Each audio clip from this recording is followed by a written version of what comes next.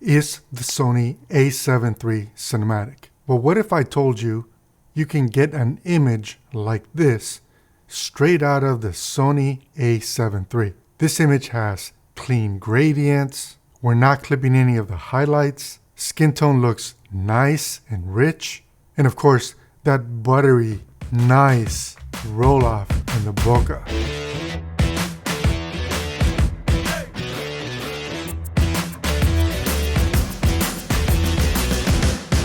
So, if I told you that you can get an image like that straight out of the Sony a7 III, I'd be lying to you. So let me explain. So I ran a test where I was comparing the different picture profiles on the Sony a7 III. My goal was to determine which picture profile would get me the most dynamic range. I also took that opportunity to try to learn and sort out which picture profile I should use when I'm trying to match my Sony a7 III with my cinema cameras. And of course, because I'm doing this anyway, I wanted to sort out which picture profile was going to give me the best image straight out of the camera when I don't want to spend a whole lot of time messing around with S-Log in post. So I set up this scene to help me understand the capabilities as well as the limits of the Sony a7 III. And yes, all cameras have limits, and yes, all cameras have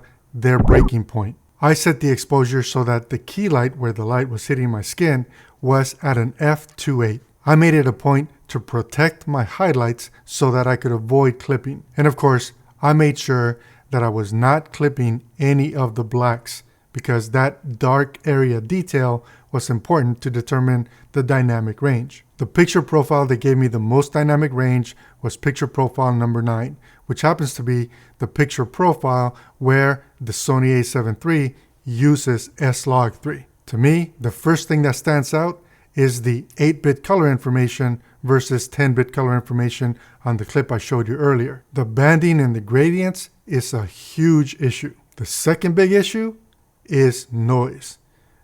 The noise level is crazy and not in a good way. And what we can't quite see in the log version of the clip is that the noise is actually affecting the point of interest, which in this case happens to be my face, on the shadow side of my face. And when we look at the graded version, there is no doubt it is crunchy and contrasty. Contrasty? Is that even a word? You know, I don't know.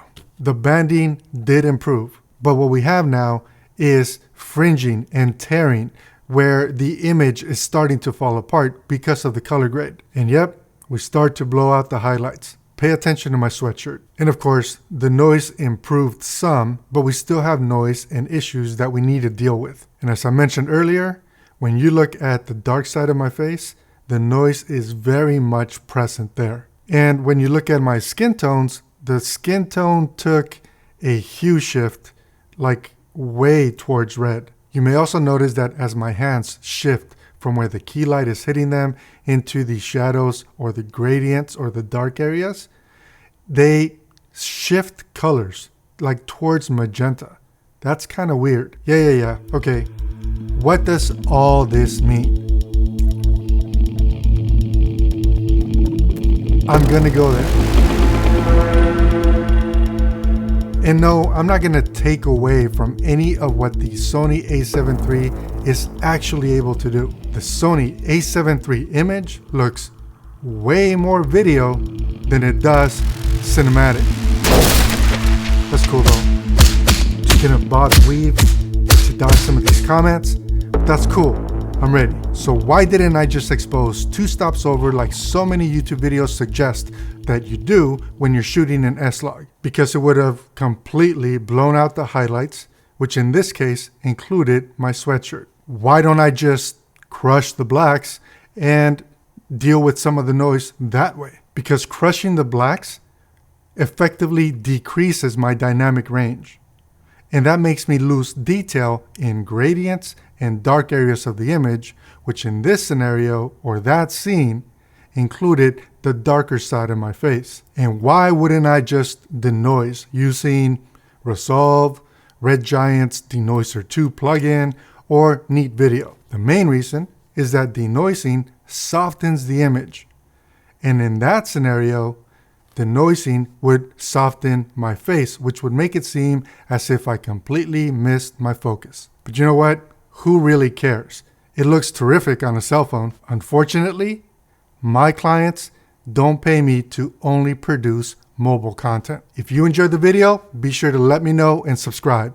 Wait. Before you go, one more thing. This was just one test. If you've done your own test, be sure to share it in the comments so that we can all learn from each other. Until next time, I'm Carlos with Media IQ, helping you compete in today's web economy. Thank you for watching, and I'll catch you on the next one. Take care.